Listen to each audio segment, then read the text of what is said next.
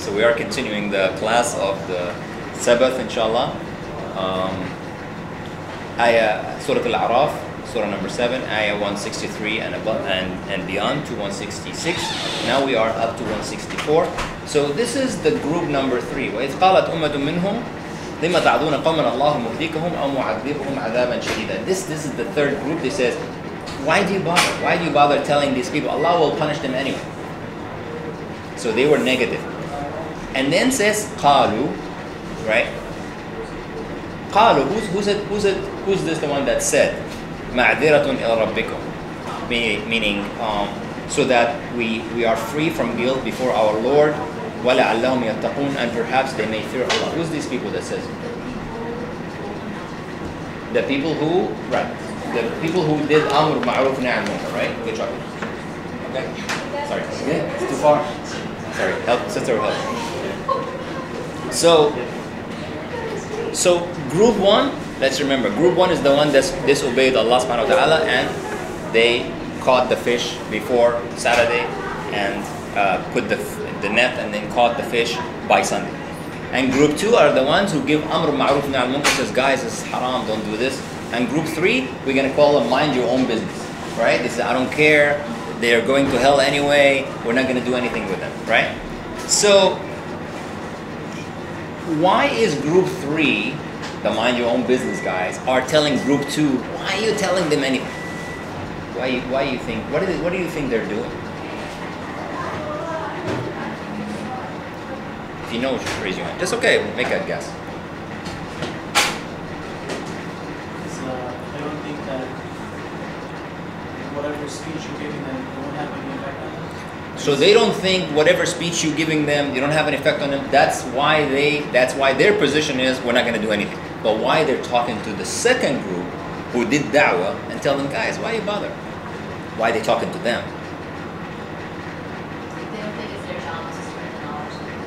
You don't think it's their job to spread the knowledge? Okay, it's interesting, but you get this chocolate for trying. Get chocolate too for trying. Yeah. Not yet. What else? Well, like the thing they have in common with the second group is that they're both not preaching. Correct. So in the third group is not saying anything about it, and the second group is saying something about it. So the third group is like, we're not saying anything, we're not preaching, like, why aren't you doing the same thing? Like, I don't know, I feel like they feel kind of self-conscious about something that they're not doing.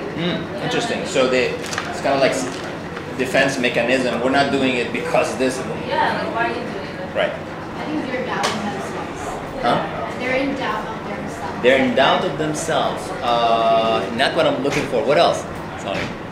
What else? Think about it. If you ever give da'wah to someone, right, and someone you know close to you says, why are you telling them? What do you think that person is doing? Is what? He's actually trying to convince you, or he's doing what? Huh? He's trying to? I mean, he's trying to anyway look out for you. Like, he's trying to make you doubtful, okay. Well, what I'm looking for is, they're actually criticizing them. They're actually criticizing the right group, the one who's doing da'wah. Why you do that? They're not gonna. Subhanallah, huh? That's what I was trying to say. That's what you're trying to say. Perfect. Okay. Sorry, I didn't understand. So they're actually criticizing them, right? And think about it. Think about it. I don't know if you ever did da'wah. Da'wah doesn't mean you have a table in Times Square. Okay? Da'wah meaning you even give someone in the masjid you're praying and someone next to you praying weird ways, strange ways, and says, brother or sister, this is not the way Prophet Muhammad sallam prayed. This is da'wah. Even a small thing, it's da'wah, right? It's not how much. It's the idea, right? And someone must have told you, you know what? Or for example, you actually want to go to Times Square and your husband or your wife says, that's dangerous, don't go there, you're going to die, what's wrong with you, right?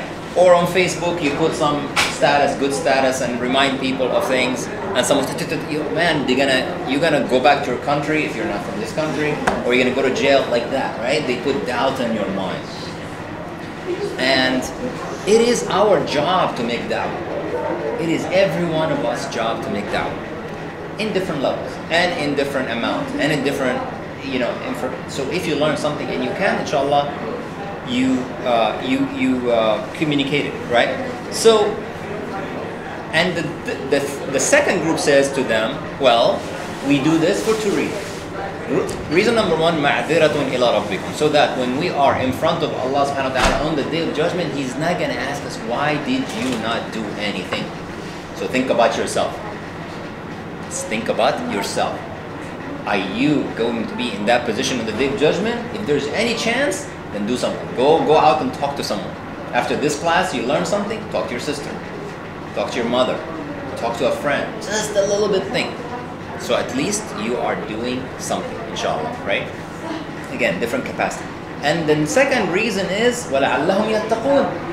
لَعَلَّهُمْ يَتَّقُونَ, it says, maybe they may fear Allah. What does that mean? What do you think they're saying? We're still in 164, yes? There might be a chance. They might believe they might not. Right. The people you're going to talk to, maybe they will listen. Because group 3, this says, don't worry about it, they're not going to listen to you, they're not doing... Why? Why did you judge that they're not going to listen? Maybe they will. Right? Maybe they will. So don't judge something from the beginning. You're not the one who knows Al-Qadr, right? Assalamu alaikum wa rahmatullahi. Yes. Grab one of the things. Yeah, that's fine. No, I understand. It's okay. I was late last time, so don't worry about it. So, and that's why Allah subhanahu wa ta'ala in Surah Al-Ghashiyah, right? We reference sometimes other ayats so the meaning understand. Allah subhanahu wa ta'ala said to Prophet Muhammad, فَذَكِّرْ إِنَّمَا أَنْتَ مُذَكِّرْ. Remind them, you only can remind them. And then the ayah next to it, what? لَسْتَ عَلَيْهِمْ بِمُصَيْطِرٍ. You cannot control. So you can, that means I can give da'wah, but I have no, I cannot make sure he will listen. I don't have any control over that person. That's guidance is from Allah subhanahu wa ta'ala. But our job is to give the message in little dosages, in big dosages, whatever it is, right? Okay. Ayah 165, if you want to go, you can go. Yeah, anytime, sister. But huh? MashaAllah. She's like, I'm going with the deal, alhamdulillah, I'm staying. MashaAllah. Allah reward you, inshallah. Ayah 165, Allah subhanahu wa ta'ala says, فَلَمَّا نَسُوا مَا ذُكِّرُوا بِهِ. And then when they forgot the reminders that had been given to them. What does that mean? They forgot the reminder. First of all, who are we talking about? Who's they? Yes. Who's they? The Jews. Well, the Jews, but the Jews are 3 groups. We're talking about the Jews. Which group? Fish outside. The one who fished. And, right. Okay. And they were being reminded of, so Allah told them not to fish outside. Yes. Okay. So that's what Okay. So when they, but why are, they're being reminded, right? Okay. Tell me more about being reminded. That means they knew before something, right? What is this? You wanted to say, wait. You have to raise your hand. I mean, you didn't raise your hand. Still honest. So why is it that they are reminded of something? When you're reminded of something, meaning what? Meaning you knew this thing. So what is it? What is this reference to? Do you know? Raise your hand. Yes. Wait. I mean, I was right. Don't give up your chocolate, right? Yes. Like they were reminded by the other group not to fish on Saturday, but start, do the Friday, Right. set their nets, and then on Sunday they go collect. Right. They were reminded. Right, but that's for that incident. But can we go back in time? What is it that they've been reminded of? Think general. Not necessarily another story. Of the general. Huh? Obeying Allah. Of the commands to obey Allah, right? Okay. Dark chocolate, healthy and everything. Thank you. Yeah. Of obeying Allah, because if you read the Qur'an, they're giving reminders. They're giving reminders, story after the story after story. So when Allah says, just remember what you've been already, you know. You don't need even that fish story to know that the commandments of Allah, that obeying Allah, right? So it refers in general. So this is not a memory thing, right? This is not like they have bad memory. No. What it also means, and this is the beauty of Arabic, is that when someone disobey Allah, disobey Allah, disobey Allah, at one point in time, he completely forget what was the command to start with. Think about it. He forgets what the command is to start with. When he disobey Allah, you know when they say, when someone make a lie and he stop believing it after a while, it's something like this. He disobey Allah so much that at one point in time, they forgot what was the command again? What is it he told us? They don't go back, they don't study their deen, they live their lie, they live this disobedience. So this is what it is. So that when they forgot what they were reminded of, what happened? Allah subhanahu wa ta'ala says, أَنْجَيْنَا الَّذِينَ, we are in ayah 165, أَنْجَيْنَا الَّذِينَ يَنْهَوْنَ عَنِ السُّوءِ. So those who told them, leave this is wrong, the one who make da'wah, Allah saved them. Save them, we don't know what that means, but save them from punishment. It could also mean that they will inshallah attain Jannah. وَأَخَذْنَا الَّذِينَ ظَلَمُوا, and those who transgressed, we seized them with بِعَذَابٍ بَئِيسٍ, with a severe torment. Ba'is is, believe me, in Arabic, is a very hard word. Ba'is is like beyond painful. Right? بِمَا كَانُوا يَفْسُقُونَ. Why? Because of their disobeying Allah, because of being rebellious against Allah subhanahu wa ta'ala. So also one thing we can learn here is that if you make a da'wah to somebody, whatever it is, da'wah doesn't mean necessarily always non-Muslim. Okay? Da'wah could be to your Muslim family even, right? If you're making da'wah, continuously make da'wah because people forget. You tell someone today something, say, okay, brother, jazakallah.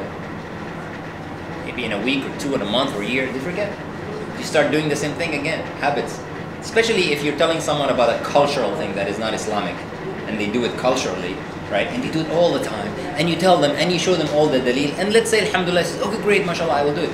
Later, they're always hanging out with the same people, with the same culture, and they start doing it again. People forget.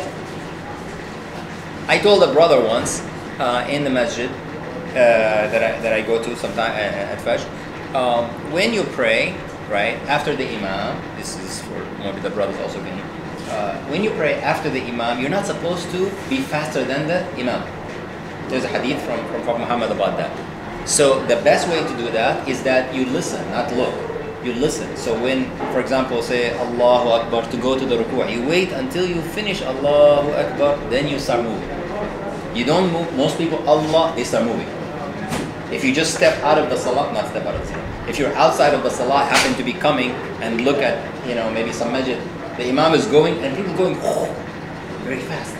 And the danger in that is that if they raise the imam to be faster than him, his salah is gone already. If you're faster than the imam, salah is not accepted. Very dangerous, but people don't know that. And when you ask people, especially older people from culture, older people, they will say, this is a sign of obedience. The minute I hear, I go. Wait a second. You got to do the right salah. So I told this brother, and he said to me, Wallahi, jazakallah khair. 2 years ago, I was in Hajj, and the imam there in the haram told me the same thing. I said, so what happened? He says, I forgot. After 2 years, I forgot. Because he went back, said, praying with the same group, and I said, okay, subhanAllah, Allah loves you, man. Reminds you again. So, keep it up. So this is, maybe we're young people here and good students, and you say, what do you mean? When I get something, I remember? But subhanAllah, Allah subhanahu wa ta'ala says, people forget. So he rescued group 2, he punished group 1, right? And then Allah subhanahu wa ta'ala tell us in another ayat, in Surah Hud, ayah 117, Allah will not punish people or punish villages or punish nations unjustly, as long as the people are righteous. So Allah subhanahu wa ta'ala in Surah Hud, ayah 117 says, وَمَا كَانَ رَبُّكَ لِيُهْلِكَ الْقُرَى بِظُلْمٍ وَأَهْلُهَا مُصْلِحُونَ. And your Lord would never destroy the towns wrongfully or unjustly while their people are right doers. What that means is this ayah, meaning in this group, in this city, in this nation, as long as we are doing Amr ma'ruf nahy munkar, Allah will not destroy us unjustly. If our life is to end because in an accident, that's that. But it's not going to be unjustly treated. So continue always to do Amr Ma'ruf and Nahy Munkar to your ability. Now, ayah 166 is very interesting. فَلَمَّا عَتَوْا عَمَّا نُهُوا عَنْ قُلْنَا لَهُمْ كُونُوا قِرَةً خَاسِئِينَ. So when they exceeded the limits, meaning they kept doing it. They kept doing the fishing thing. They kept doing the fishing thing. They don't listen. They were what they were prohibited. We said to them, be monkeys, despised and rejected. Allah subhanahu wa ta'ala transformed them to monkeys, right? The ulama, most of the ulama says they actually physically changed to monkeys, right? Now we Muslims, we don't say, how did that happen? How many of them? What's going on? We don't question. Allah subhanahu wa ta'ala said, that's it, right? Allah subhanahu wa ta'ala in Qur'an, in Surah Al-Nahl says, إِنَّمَا قَوْلُنَا لِشَيْءٍ إِذَا أَرَدْنَاهُ أَن نَقُولَ لَهُ كُنْ فَيَكُونُ. Whenever Allah wants something, He says, be, and it is. And that's the believer. That's the believer attitude. I assure you someone will come and say, how come? What's going on? How many of them are they left? What's going on? These kind of things, right? So, and this also means, this ayah means, when you obey Allah subhanahu wa ta'ala, Allah will elevate you. And when the person obey Allah subhanahu wa ta'ala, Allah will elevate him or her. And when he disobey Allah subhanahu wa ta'ala, he will, or follow the shaitan or his own desires, Allah can lower him down to the animal level. To the animal. Nothing good, no disrespect about the animal or anything like that. But, and humans are more intelligent than the animals, and this is a lower status. So, and then, but what about the third group? The group that did not say anything, they stopped, they did not fish themselves, and they criticized group 2, saying, why you tell them? What happened to them? Anyone knows? Can anyone tell me? Raise your hand. We don't know what happened. We don't know why. Allah didn't mention why. Why do you think that's the case? That's true. That's absolutely correct. We don't know. Allah did not mention the Qur'an. But why do you think that's the case? Oh, perfect. I like that. That's a way of neglecting them, right? Because they did not do their job of Amr Ma'ruf wa Munkar. Allah doesn't want to even talk to them. Let them wait. Let them wait. Neglect them. That's how important it is to make Amr Ma'ruf wa Munkar. Now, the ulama themselves, they have two opinions. One says they were punished as well, and one says no, they were safe. We do not.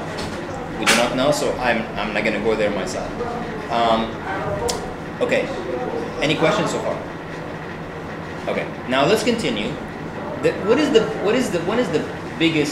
biggest lessons here from this story? Raise your hand. I want to see new hands. Yes.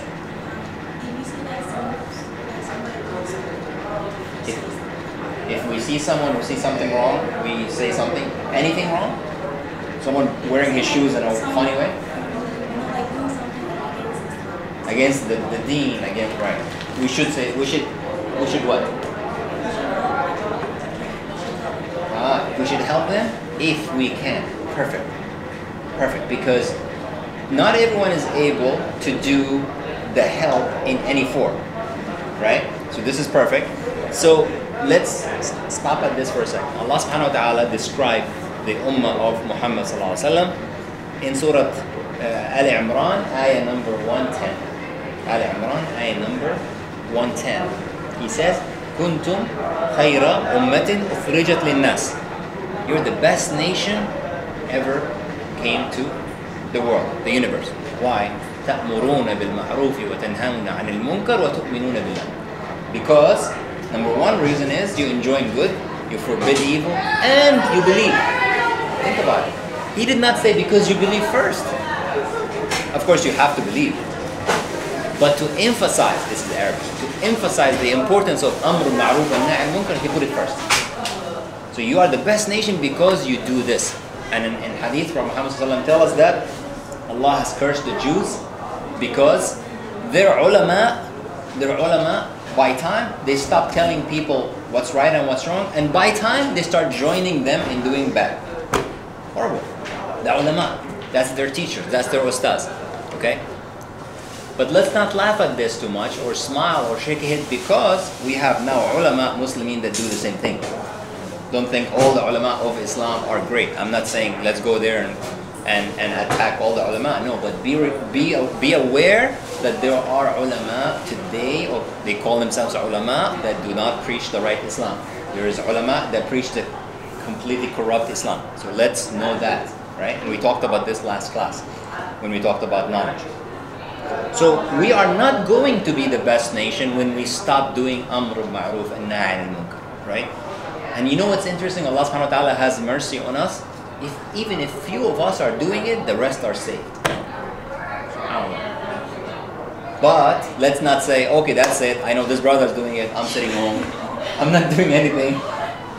You know, you don't know, right? So let's continue. Prophet Muhammad ﷺ tell us that مثل القائم على حدود الله والمدهن فيها. The example of that who observes the limits, you know, set forth by Allah subhanahu wa ta'ala, and that who transgresses against it, right?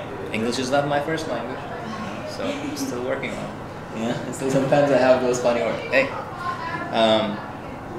but if I can speak English good, you should take a motivation to speak Arabic well. Think about it. English was not my language, and I started learning English when I was 28. I came to this country, so I'm not showing off. No, I'm not showing. I'm just saying, if you want to learn, you will learn. Alhamdulillah. But learn Arabic if you can, as much as you can, because when you learn Arabic, and you read Qur'an, it will blow your mind.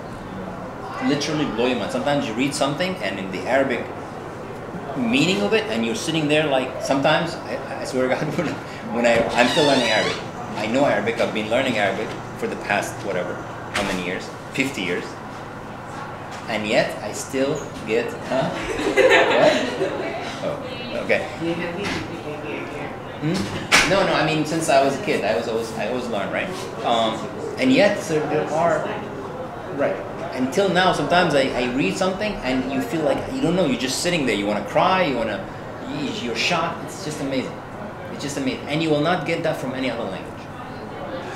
But this is a different subject. So anyway, so the Prophet ﷺ says that the example of that who observe the limits of Allah and that who doesn't, like the following. This is the example.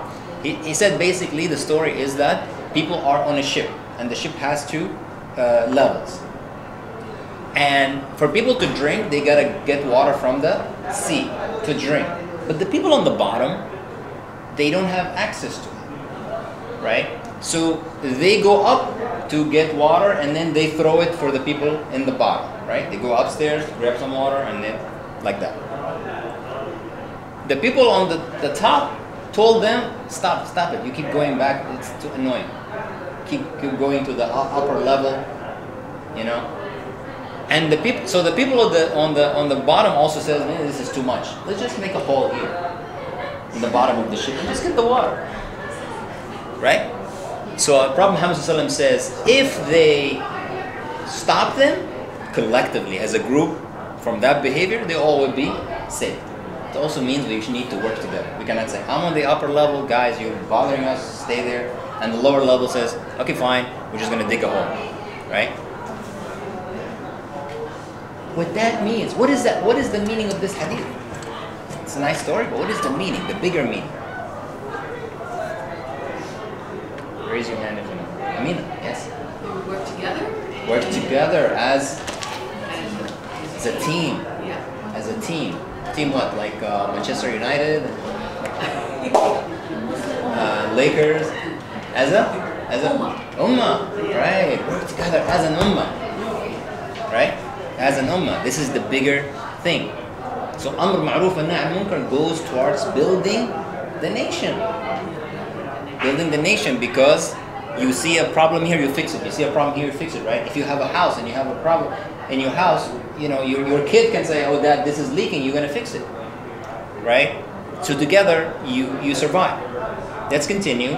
We all know the hadith from Prophet Muhammad ﷺ says, whoever man ra'a munkaran falyughayyirhu biyadihi. Whoever see munkar, whoever see evil, let him change it with his hand. فإن لم يستطع فبلسانه. If he can't, with his tongue. وإن لم يستطع فبقلبه وهذا أضعف الإيمان. And if he can't, let him change it in his heart, and this is the weakest of iman. Subhanallah. Still, Allah said, this is Allah through the Prophet Muhammad ﷺ told us, this is the weakest of iman. Meaning, it's still iman. Meaning, at least you have to reject it. So, what does that mean? When can we change things with our hand?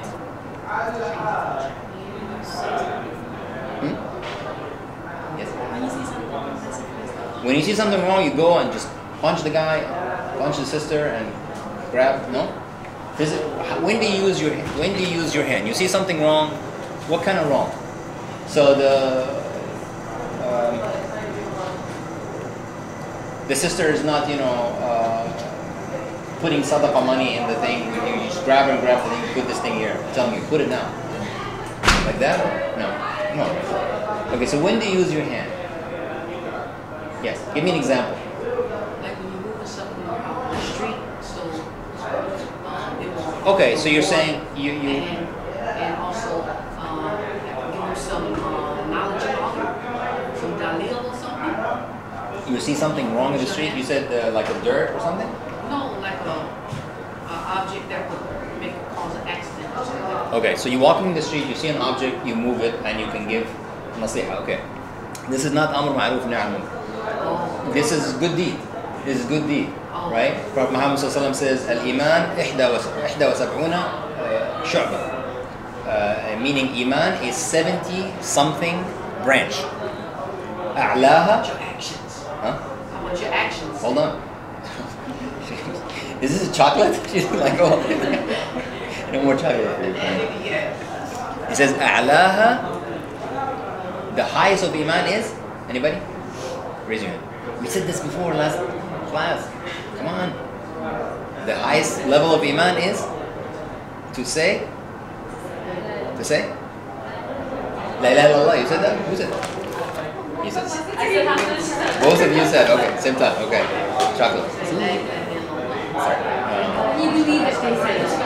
So the iman is 70 something branch, the highest is la ilaha illallah, and the lowest is, raise your hand, is to do what? It's to do an action. To remove something from the road. Something that, can hurt people, whatever, but also don't hurt yourself. You're on the highway and you see a cone, but it's 70 miles an hour highway. You're not going to stop in the middle of the highway. You can get hit too. If you absolutely know it's safe, then you do that also, right? And he says, وَالْحَيَاءُ شُعْبَةٌ مِنَ الْإِيمَانِ. And shyness is part of iman. Shyness for women only? Men and women. Men also are supposed to be. Now, what is that shy? In sometimes we grow up in Western society and say, man, you're shy, that you're complicated. This is not about being not a people person. You can be, right? Shyness is haya, meaning you don't talk about the immoral thing. You don't talk about the sin boastfully. Oh, I did this yesterday and I did this. You don't talk about these things. You reject it, right? So, changing something with your hand. Nobody gave me an example yet. Doing something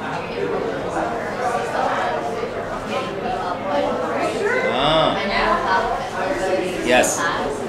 You are walking in the street, you see someone beating someone, and you have the physical ability to stop that. And you know this is aggression, right? You can. Correct. This is though the exception. This is though the exception, sister. Sorry. Here's the rule. When it comes to using your hand, you only do that within the control of your authority. Within the control of your authority. So if you're a father and you see your kids doing something, you see your wife doing something, you can actually change it with your hand. Change it with your hand doesn't mean come here, pop. No, it can mean stop. You have the physical stop, and this is your authority. Then you do it. You're a teacher and these are your students and this is your control.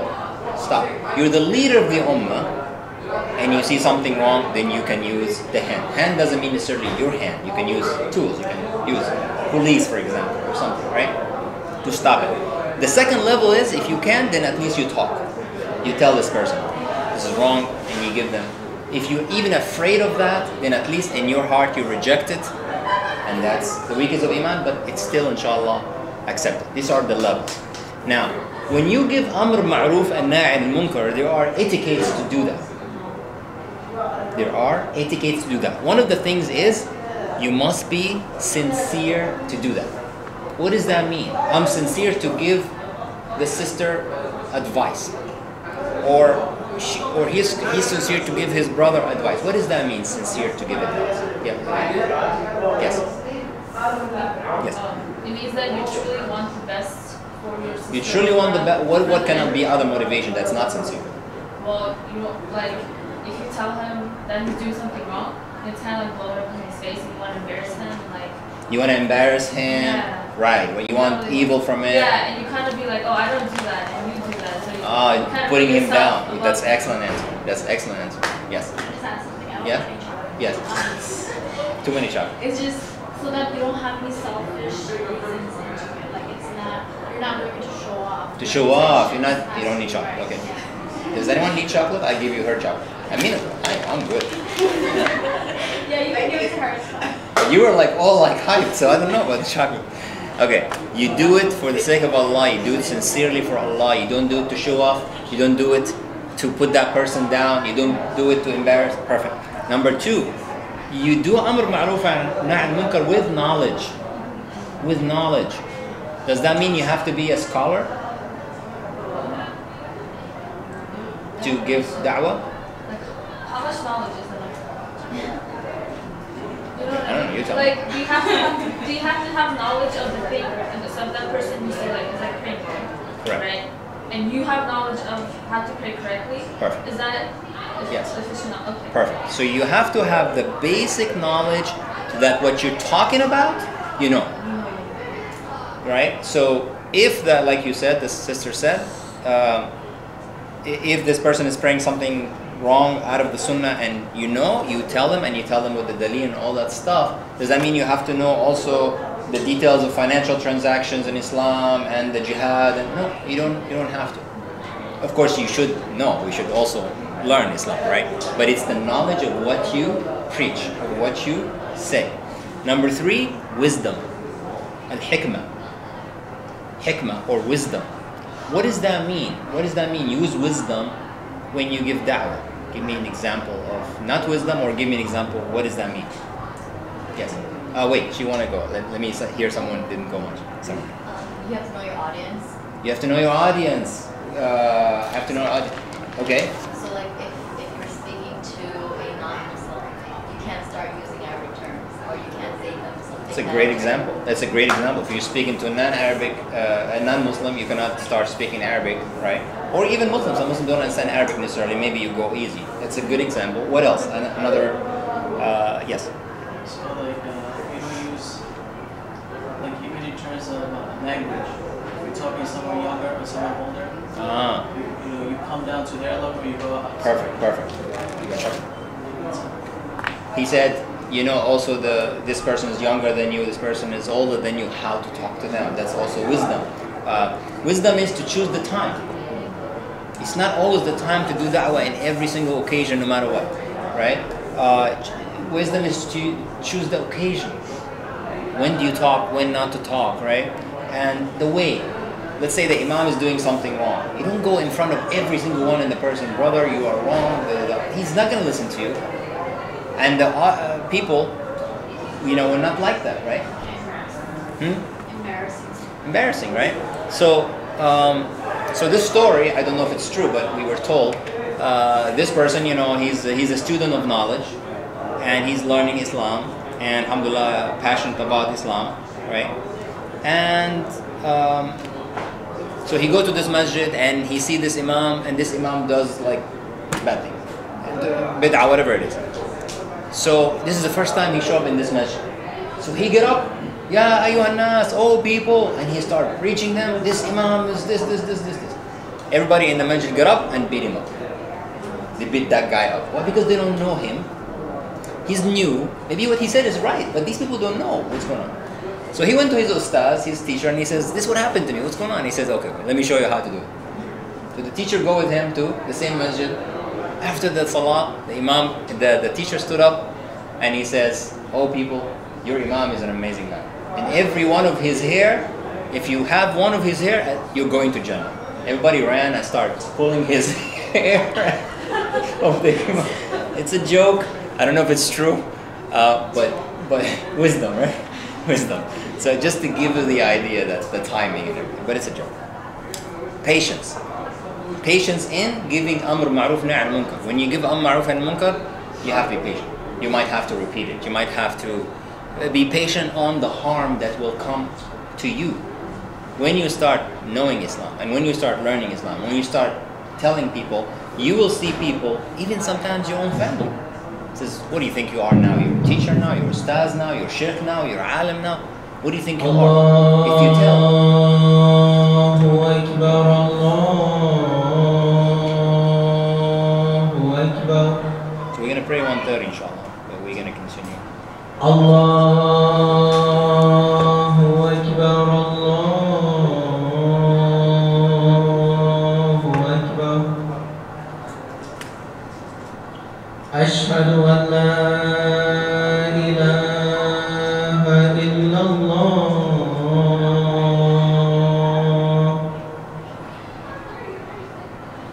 Ashhadu an la ilaha illallah.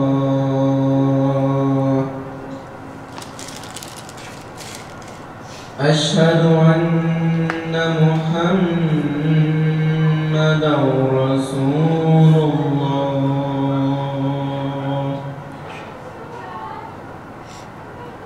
Ashhadu anna Muhammadan Rasulullah.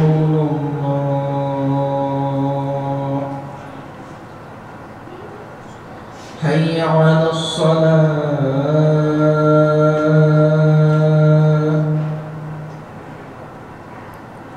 Hayya 'ala as-salah.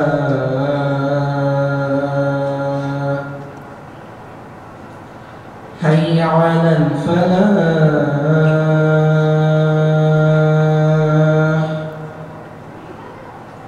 Hayya 'ala al-falah.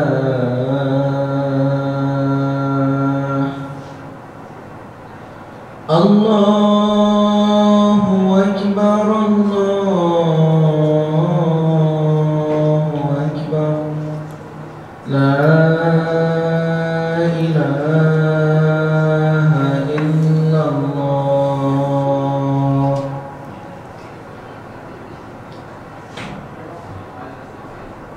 Alhamdulillah, salatu wassalamu ala rasulillah. So we continue inshallah. Allah subhanahu wa ta'ala in Qur'an, for example, tell Prophet Muhammad sallallahu alaihi wasallam, "Wad'u ila sabili rabbika, wad'u ila sabili rabbika," and call to the way of Allah bil hikmati wal maw'idha al hasana, with wisdom and good manners. Because your own good manners is da'wah. Imagine you go give, imagine a person go give da'wah to someone about nice clothes and clean, and he's not clean. Doesn't make any sense, right? Imagine he go tell him, you know, this is how to pray, and he prays like Speedy Gonzalez, you know, like Woody Woodpecker or something. Right? I love cartoon. Maybe back in the time. So, and this leads us to the next one. You must practice what you preach. If you're going to give da'wah to someone, you should be doing it. Otherwise, it's just not right, right? And there's also punishment for that. So make sure that now, if you're doing it 90%, 95%, maybe not 100%, alhamdulillah, it's fine. But if you're not doing it at all, then you should remind yourself first. That's why you see the dua, the people who call to the way of Allah subhanahu wa ta'ala, when they say something at the end, they says, "I remind myself first." I remind myself first. That's a very important thing. Why? Because you actually are reminding yourself. Every time I make one of those classes or lecture or whatever, I live this thing. I have to say, Do I do this or not? If I don't do it, I'm not going to say it. And just because I'm saying it doesn't mean I'm doing it 100% either, because we all struggle. But you try your best to do what you can. And then it also is important because sometimes when you are in a position of teaching or you're in a position of da'wah, shaitan will come to you and says, you know they do not know. You're better than them. Shaitan will always come to you, subhanAllah. Even when you have knowledge and you're learning, he's going to come to you and says, MashaAllah, man, you have knowledge. Very, very dangerous. So you have to constantly remind yourself, وَفَوْقَ كُلِّ ذِي عَالِمٍ عَلِيمٍ. And above everyone who knows, there's even more who knows. So never think, I know that much, right? Now, let's keep going. One good way to do da'wah, Prophet Muhammad ﷺ show us. Mu'adh ibn Jabal, one of the Sahaba, Rasulullah ﷺ أخذ بيده يوما, he took his hand once and he said to him, Ya Mu'adh, wallahi inni la uhibbuk. Oh Mu'adh, wallahi I love you. The first thing,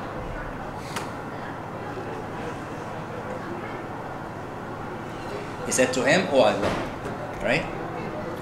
And then Mu'adh said, Prophet Muhammad, Ana wallahi uhibbuk. Also I love you, right? And he says, so then Prophet Muhammad said, أوصيك يا معاذ لا تدعنا في دبر كل صلاة أن تقول اللهم أعني على ذكرك وشكرك وحسن عبادتك. O Mu'adh, after every salah, don't forget to say, اللهم أعني على ذكرك, or Allah help me to remember you, وشكرك, ذكرك وشكرك, and thanking you, وحسن عبادتك, and the best of ways to worship you. Right? Now, what we learn from this is, when you go talk to someone first, start with the good things first. Brother, mashallah, I always see you here in the masjid. That's great. Sister, mashallah, I always see you in the halaqah. I always see you in this event. Mashallah, I love that you... And then you can tell them, but forgive me, I just want to tell you something, maybe Yusuf. Like that, in a kind way, right? And I know people, like we said before, they come to people and their way of da'wah is, brother, I'm sorry, but you're going to hell. That's the start. Of course, nobody's going to listen to them after that. They could also punch them in the face, maybe a lot, right? And besides, we do not know who's going, who's not, right? So don't go that way. Now, let's keep going. Prophet Muhammad said, وَالَّذِي نَفْسِي بِيَدِهِ. He says, by that who my soul is in his hand, meaning Allah. That's a way to respect Allah subhanahu wa ta'ala, to say, وَالَّذِي نَفْسِي بِيَدِهِ. By the name of the one whom my soul is in his hand. Because we easily, wallahi, wallahi, wallahi, to be respectful to Allah subhanahu wa ta'ala. So Prophet Muhammad teaches us, وَالَّذِي نَفْسِي بِيَدِهِ لَتَأْمُرُنَّ بِالْمَعْرُوفِ وَلَتَنْهَوْنَ عَنِ الْمُنْكَرِ. You will enjoin good, or call people to enjoin good, and forbid evil. أَوْ لَيُشِكُنَّ اللَّهَ أَنْ يَبْعَثَ عَلَيْكُمْ عِقَابًا مِنْهُ فَتَدْعُونَهُ فَلَا يَسْتَجِيبُ لَكُمْ. Or Allah will send you punishment that you will make dua and He does not answer you. Which means, if we don't make dua, Amro ma'ruf wa nahy anil munkar, our dua is not going to be accepted. It's not going to be accepted. So make sure you do something. Doesn't matter how big, small, do something. Inshallah. And this is the danger of doing that. Now, mind your own business group. Prophet Muhammad ﷺ tell us, Inna ahabbul kalami ilallah, the best words that Allah loves, an yaqul al-abd, that the person or the slave says, Subhanak Allahumma wa bihamdik, وَتَبَارَكَ اسْمُكَ وَتَعَالَى جَدُّكَ وَلَا إِلَهَ غَيْرُكَ. This is the best of dua. Praise to you Allah, and hamduk, and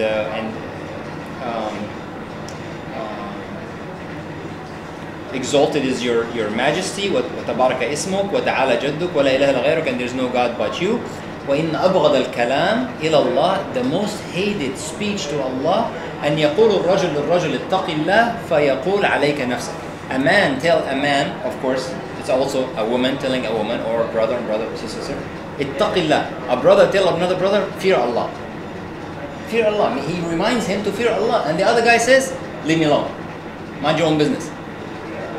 Alayka nafsak, meaning just worry about yourself. That's the worst speech. That's the worst speech. And I know of a guy friend of us, who he gave this advice to someone in front of me, and that guy, was making some fitna in the masjid.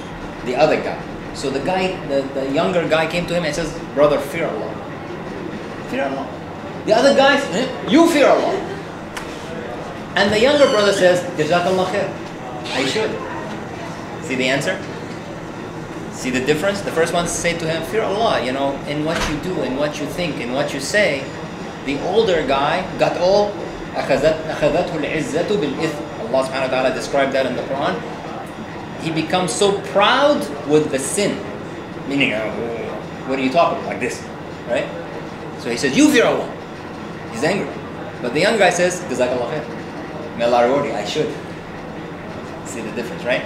So don't forget that. Now, let's... Huh? Right. Right.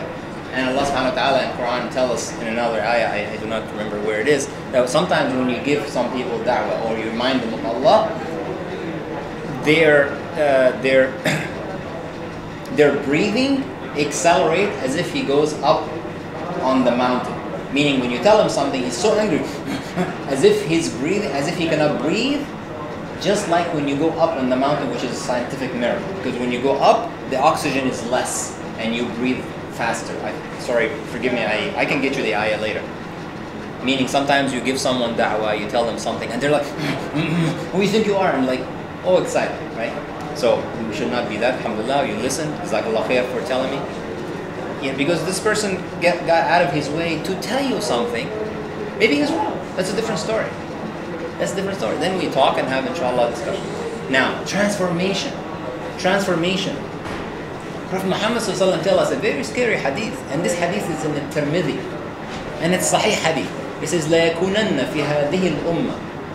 There will be in this ummah the following. Khasfun. Khasfun meaning collapse in the earth. Could be earthquakes, could be things, fall, which is already happening, right? وَقَذْفٌ. Qadfun meaning stones coming from the sky. I don't know, maybe it's the astro